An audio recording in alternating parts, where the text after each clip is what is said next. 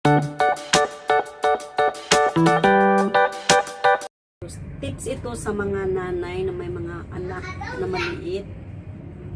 Kahit hindi na maliit, kahit mga, para ito sa mga bata. Yung mga nanay na laging nag-worry sa mga anak na may sipon, may ubo, the best po ito. Gumawa lang po kayo ng fresh carrot juice. Kahit gawa po tayo ngayon ng fresh carrot juice, homemade. It's good for colds and cough. Ito, isang pack ng ganito ang gagawin ko.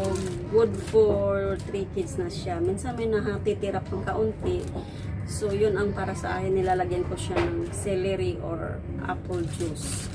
Pupugasan lang natin to or ibababad sa tubig. Kagaya may virus ngayon. Kailangan natin siyang ibabad ng matubig na matagal. Ang gamit ko is juicer. Kung wala naman kayong juicer, ay pwede nyong pudkurin at pigain. Yung mga mami na walang ganito, walang juicer, pwede nyo siyang pudkurin. O pwede rin siyang i-blender tapos pigain. Ito na tayo, guys.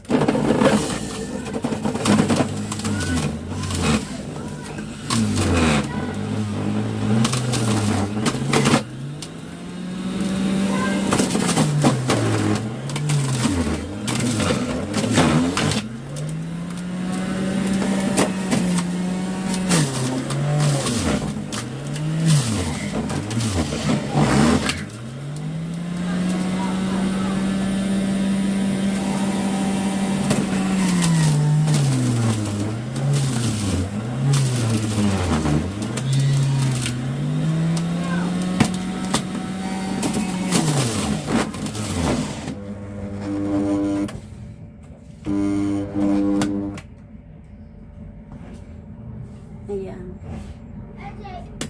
You see? Ayan na siya. Ito na yung result niya. Diba?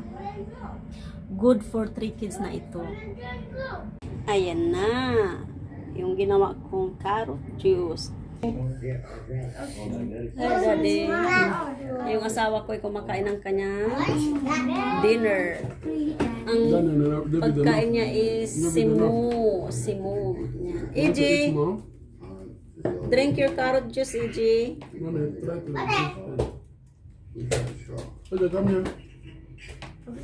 Be careful, ha? Don't drop your clothes. No, this is carrot juice. That is medicine. Yeah, for coughing and for runny nose. Yeah. What happened? Slowly. Come and drink. Mommy want to wash the cup. Hold the cup. Drink like water. Yung mga anak ko ay kumakain ng African food. Drink like water. Mommy wash the cup.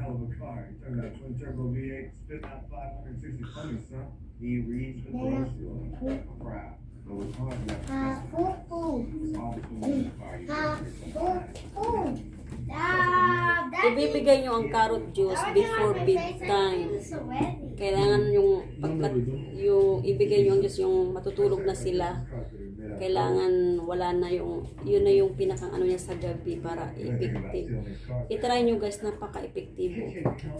Dahil noon talagang namumublima ako nung itong kambal, wala pa yung maliit. Itong kambal, talagang ubuhin, sipunin dati. Talagang namumublima ako kasi dito. So kung hindi ka basta-basta makabili ng mga yung antibiotic, kailangan may resita. Tapos yung pinsan ko sabi, try ng carrot juice. Yung sinubukan ko sa awa ng Diyos, talagang napaka-epektibo. Simula noon, hindi na ako bumibili ng gamot o hindi ko na sila pinapadoktor ng dahil lang sa ubo at sa sipon. Ginagawa pag once na medyo sila iba na yung nila, nag-atching-atching o yung kaunti, gagawa ako agad. Gabi-gabi binibigyan ko sila ng carrot juice. So pag okay na, ina-alternate ko ng fresh milk carrot juice niya. Pag okay na sila, yan, binibigyan ko sila ng fresh milk.